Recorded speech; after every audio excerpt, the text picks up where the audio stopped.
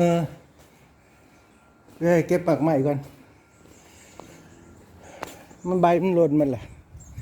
ใบมันหล่นมันนกมากินนกมากินเห็นปะนกมาจอกินหมดเลยเก็บไปไว้กันยังกินบ่ทันนก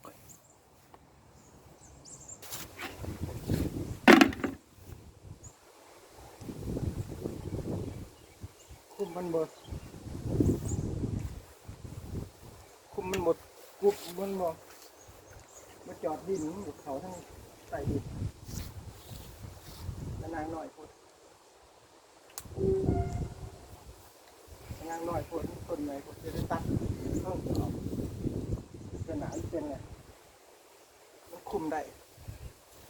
ตัวนกตัวเขากิน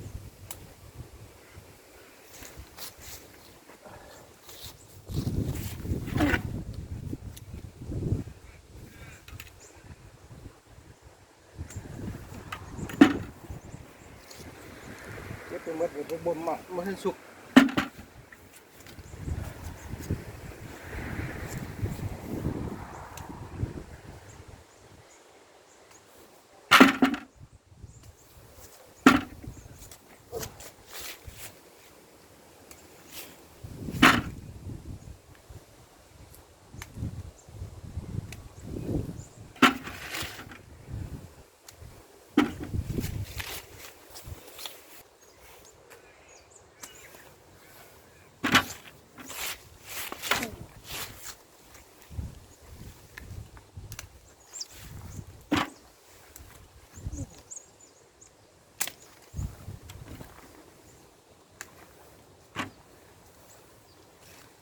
นกกินมาโทษ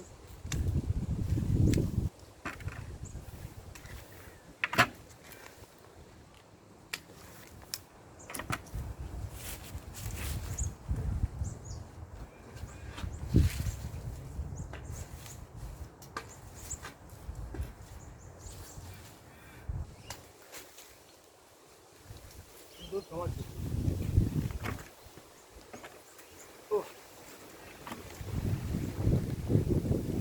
เต็มคุกคุมไม่มาใส่ไป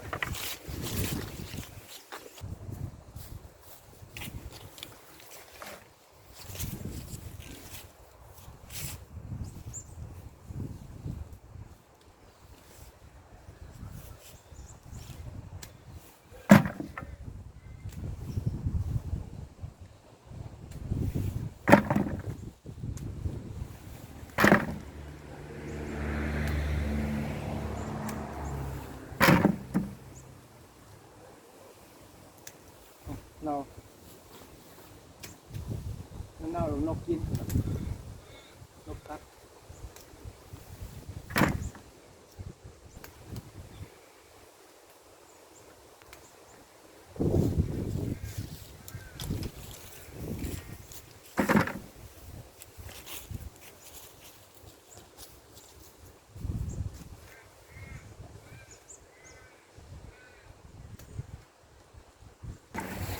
โอ้ฝนตกละ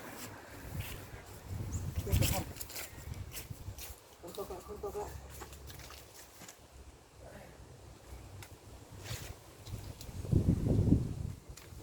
น้ำต้องฝนตก